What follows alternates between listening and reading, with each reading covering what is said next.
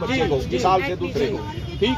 आज के दिन ये बता रहे कि पार्क हॉस्पिटल में पार्क हॉस्पिटल में सर क्या वहाँ पे साइट मैपिंग हो चुकी है? इन्वेस्टिगेटिंग ऑफिसर के द्वारा साइट मैपिंग हो चुकी है वहाँ पे? क्या आईओ वहाँ पे साइट मैपिंग करने के लिए गए थे? बिल्कुल सारी चीजें नहीं, हमारे घर कोई नहीं आया सर, कोई नहीं है हमारे घर, हमारे गाँव में कोई नहीं आया, सब पहले दिन आए। अरे एक मिनट, आप कैसे कह दो कि आपके गांव में नहीं आया? सबसे पहले तो पुलिस ही तो आपके पास आई थी,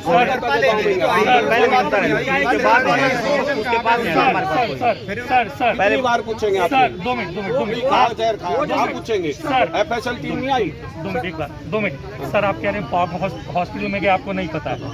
जिस हॉस्पिटल में डेथ हुई है उसमें पिछला ट्रीटमेंट का रिकॉर्ड जुड़ा होता है। मैं कह रहा हूँ सर 2 मिनट, हॉस्पिटल में आपको पिछला रिकॉर्ड मिलेगा ही मिलेगा।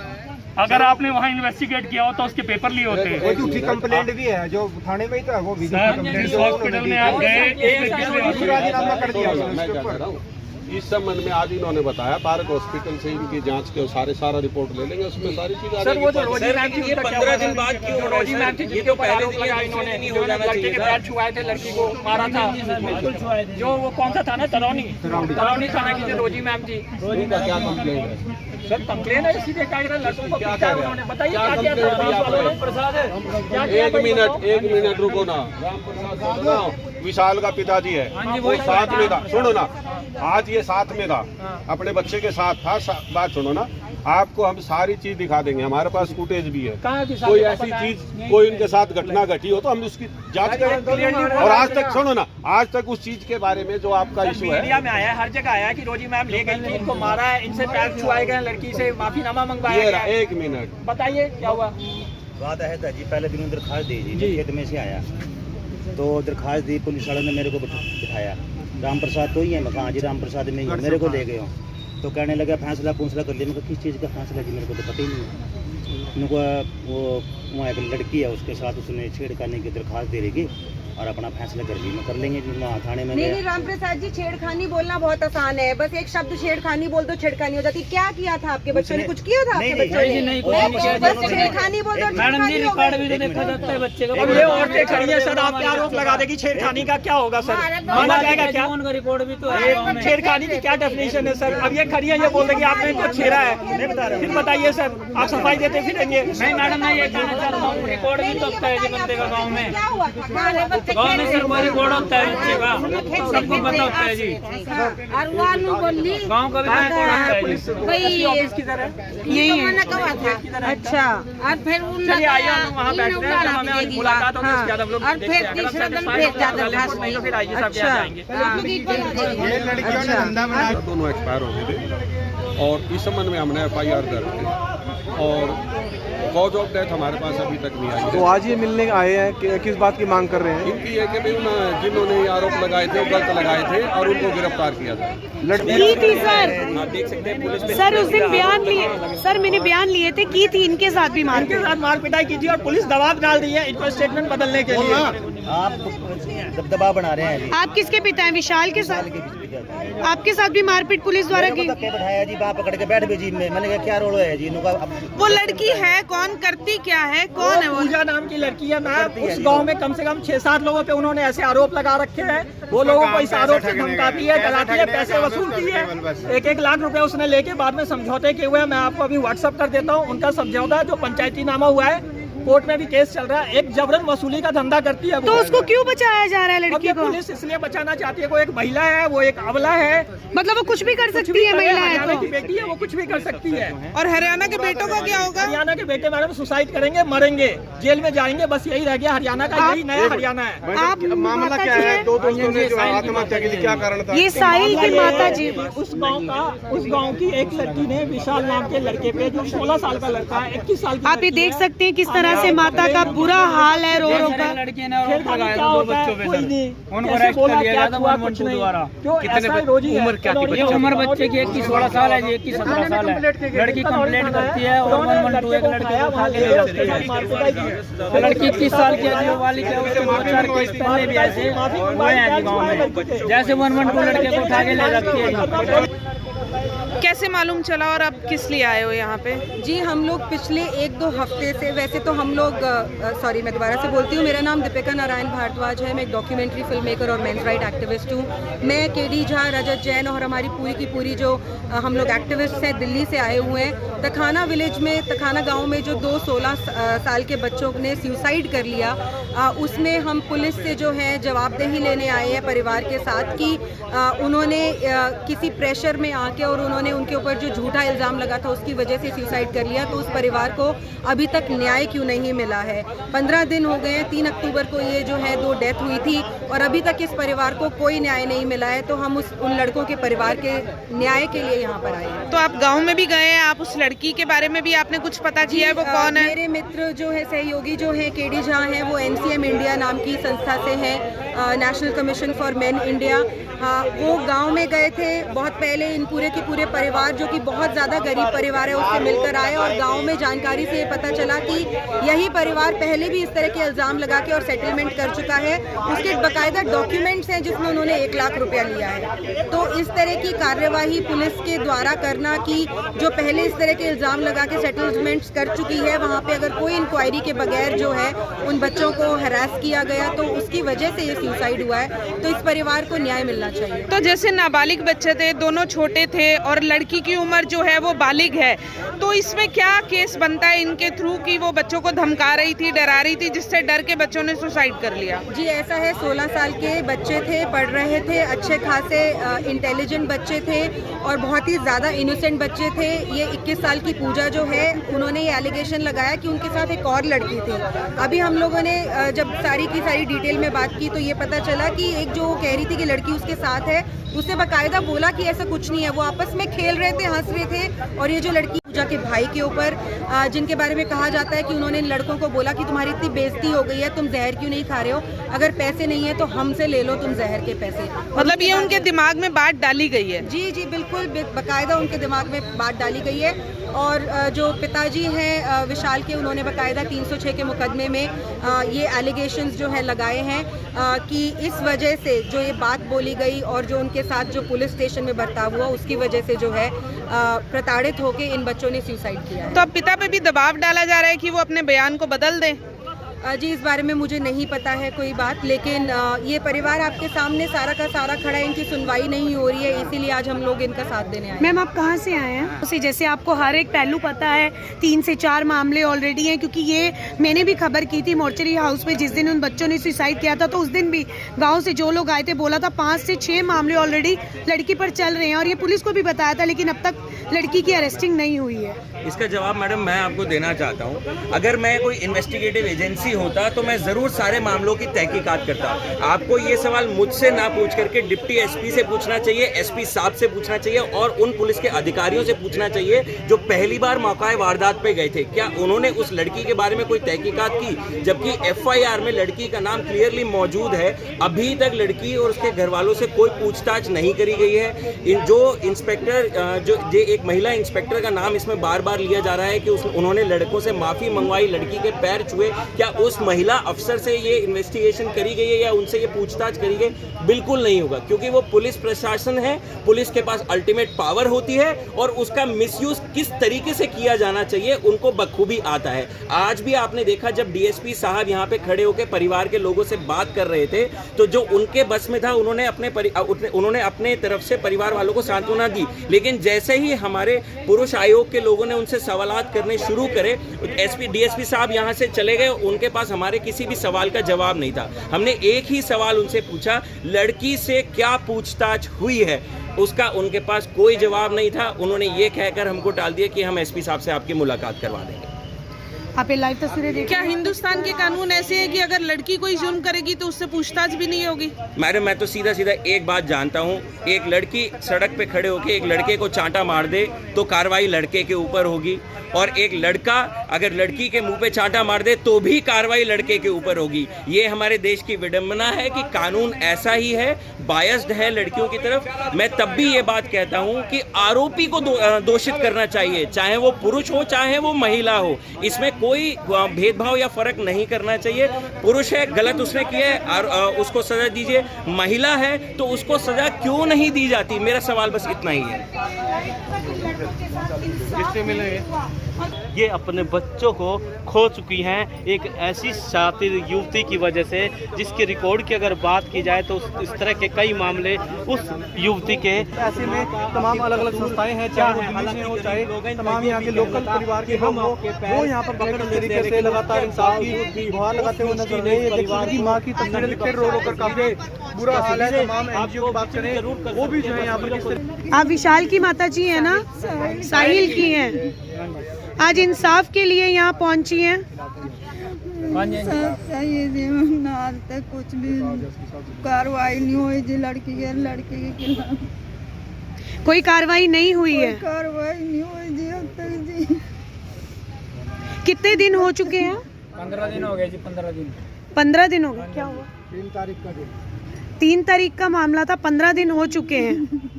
कोई पुलिसकर्मी द्वारा कुछ नहीं पूछा गया आपसे? हमारा प्रशासन ऐसा हो चुका है कि अगर महिला कोई कंप्लेंट लेके चली जाए ना जी, तो पुरुष के खिलाफ, तो पुरुष को पूरा दोषी करार दे दिया जाता है वहाँ पे जी, कि बिल्कुल ये दोषी है, इसे लेके आओ, पीटो या कुछ भी करा जाए उसके साथ। मतलब हमारा प्रशासन महिलाओं के लिए इतना वो होता जा रहा है। मतलब वो लड़के थे, बच्चे थे, उनकी कई और कई कार्रवाई नहीं हुई। कोई कार्रवाई नहीं है अभी तक, कोई बयान नहीं लिए गए, कुछ भी नहीं हुआ अब तक। कोई बयान नहीं लिए गए। पहले दिन जो कार्रवाई हुई थी उसके बाद तुम्हारे ऊपर कुछ नहीं सही से बताया गया जी, बस टाल देते हैं जी।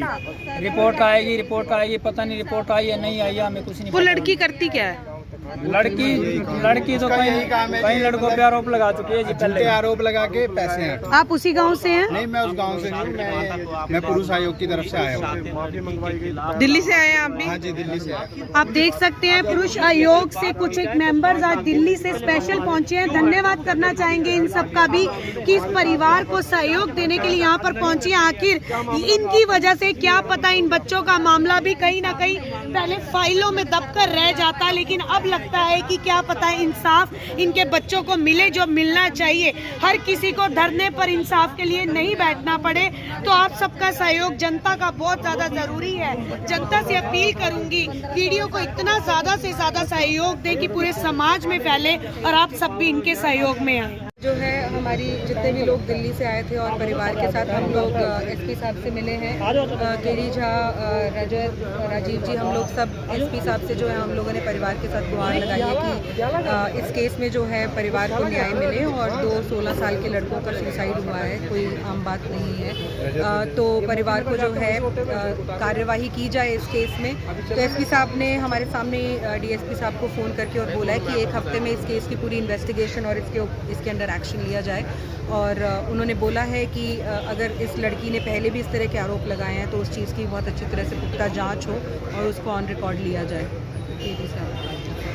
मैडम, मुझे अफसोस इस बात का है कि जो काम अपने आप पुलिस को करना चाहिए था उसके लिए हमें दिल्ली से यहाँ आना पड़ा और 15 दिन का टाइम लग गया और अभी भी हमें 1 हफ्ते का टाइम उन्होंने और मांगा है। अगर यही एक लड़की के साथ होता तो शायद यहाँ हरियाणा के मुख्यमंत्री होते, पूरी हरियाणा हिल गई होती, पता नहीं क्या क्या हो चुका होता।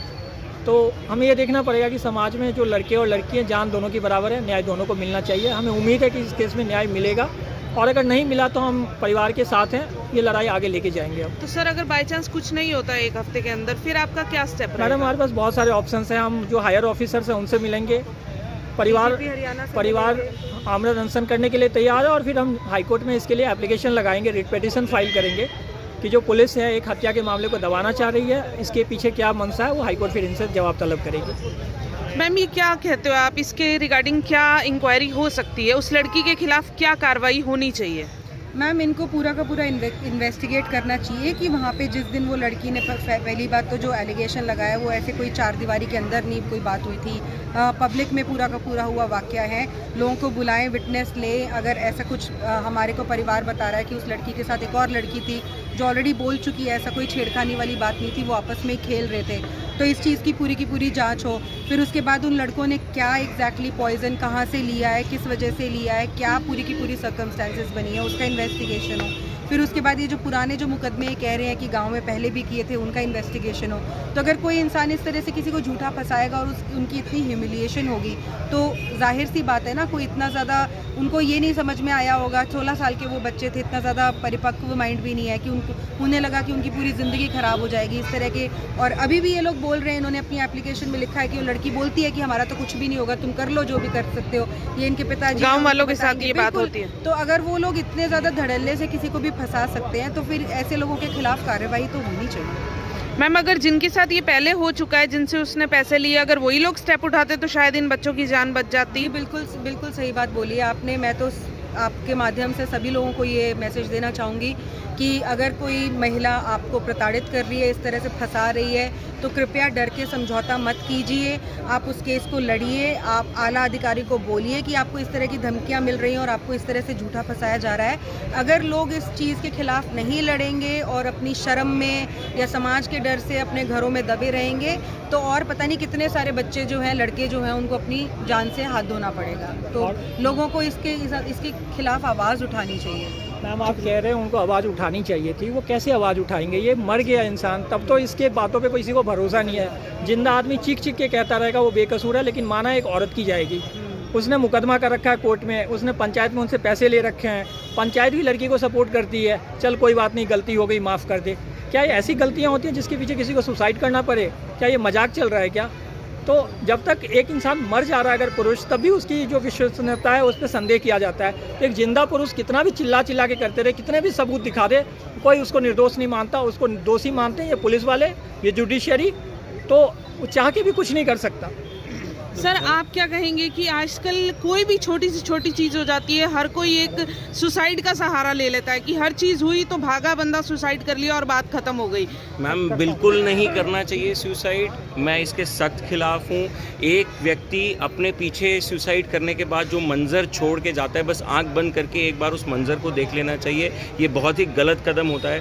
हम जितने भी ये जेंडर बायस्ड लॉज हैं इनके अगेंस्ट इसलिए भी हैं क्योंकि पुरुष आत्महत्या करने पे मजबूर हो जाते हैं, क्योंकि उन्हें इंसाफ नहीं मिलता। और अभी एक समाज की बात हो रही थी जहाँ पे इस लड़की ने समाज में बैठकर भी फैसला किया है। ये समाज ने हमारी कानून व्यवस्था की धज्जियाँ उड़ा के रख दी है, इसका कोई महत्व नहीं रखा, क्योंकि समाज एक फैसला जो है वो थोप देता है लोगों के ऊपर। और जहाँ तक इन्वेस्टिगेशन की बात है, अगर पुलिस ने फर्स्ट डे से इन्वेस्टिगेशन करी होती तो लड़की के बारे में जितने भी ये मामले सामने आ रहे हैं कि 4-5 लड़कों से वो पहला ऐसे कर चुकी है, तो आज वो लड़की पुलिस की हिरासत में होती, हम लोग यहाँ नहीं होते और परिवार को इंसाफ मिल चुका होता। नहीं, हमारी न्याय व्यवस्था में न्याय पाना डिफिकल्ट हो गया है, जस्टिस पाना डिफिकल्ट हो गया है। तो ये सुसाइड ऑप्शन इजी नहीं है, हमें न्याय नहीं मिलता मजबूरन, इसलिए हमारे पास कोई ऑप्शन नहीं होता। लोग डिप्रेस हो जाते हैं, उनको दिखता है कि मेरा कुछ नहीं हो सकता, इसलिए वो आत्महत्या करते हैं। तो सीधा सीधा इसके लिए प्रशासन जिम्मेदार है, इसके लिए पुलिस जिम्मेदार है जो अपना काम ठीक से नहीं करती, अपनी ड्यूटीज ठीक से नहीं निभाती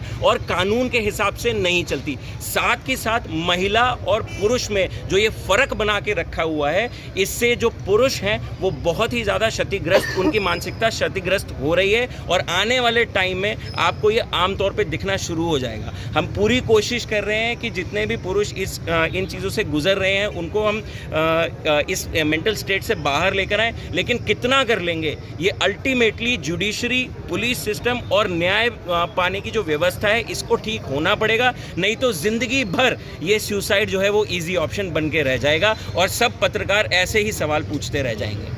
तो आप ये देखिए, अजमल का साहब था, वीडियो रिकॉर्डिंग है, दे किल 180 पर्सन, उनके लिए भी ह्यूमन राइट एक्टिविस्ट खड़े हुए थे, उनको भी डिफेंड कर रहे थे। इनको जो 7 सुसाइड हुए हैं पिछले 15 दिन में, एक ह्यूमन राइट एक्टिविस्ट कोई खड़ा हुआ है? कोई एक भी नहीं हुआ। हम लोग यही कोशिश करेंगे कि ये जो 16 साल के 2 विशाल और साहिल हैं, इनके मामले में इस परिवार को न्याय मिले और कुछ नहीं तो ऑफ कोर्स हम लोग अपनी पूरी की पूरी कोशिश करेंगे कि इनके आवाज़ को हम, अगर इनको नहीं न्याय मिलता है तो हाईएस्ट लेवल तक लेकर जाएं। लेकिन एक बात तो ये है जो मैं बोलना चाहूँगी कि अगर हम इस स्टेज पे आ गए हैं कि कोई लड़कियां जो हैं ऐसे धड़ल्ले से ऐसे केसेस करती हैं, जब तक कि इस तरह का कोई सुसाइड ना हो जाए तो समाज जो है बहुत ज़्यादा गलत दिशा में जा रहा है। और मुझे लगता है कि पुलिस को जो है अगर इस तरह की उगाही के लिए या फिर लोगों को परेशान करने के लिए अगर कानूनों का दुरुपयोग हो रहा है तो पुलिस को पहले से जो है ऐसे एलिमेंट्स के ऊपर कार्यवाही करनी चाहिए ताकि कोई विशाल और साहिल जो है उनको अपनी जान ना दे। यहाँ पे बात ये थी कि इन बच्चों के दिमाग में डाला गया था कि जाओ जहर खा लो। हाँ जी, तो उनको एक तरह से रास्ता दिखाया गया और उसी लड़की द्वारा, उसी लड़की, तो मतलब किसी को उकसाना भी एक क्राइम ही है। जी जी जी बिल्कुल, इसीलिए ये अबेटमेंट ऑफ सुसाइड का उनके ऊपर है जो चार्ज है। और आई होप कि कोर्ट जो है देखेंगे कि इनकी उम्र ही क्या थी कि उन्होंने अपनी इस तरह का उनके साथ वाकया हुआ और शायद परिवार को न्याय मिला। ठीक, थैंक यू।